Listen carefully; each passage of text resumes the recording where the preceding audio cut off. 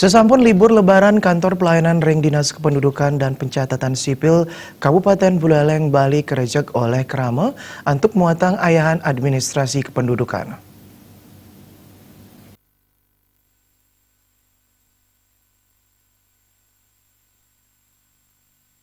Kantor Dinas Kependudukan dan Pencatatan Sipil Kabupaten Buleleng, Bali ngawet gala semeng sampung kerejek oleh Krame sane muatang ayahan administrasi kependudukan.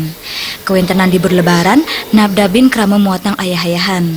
Kepala Dinas Kependudukan dan Pencatatan Sipil Kabupaten Buleleng, Rike Nurhaini Mausang, ake Krame sane rau jagi muatang ayahan administrasi sesampun libur lebaran antuk ngeruru KTP saha kartu keluarga.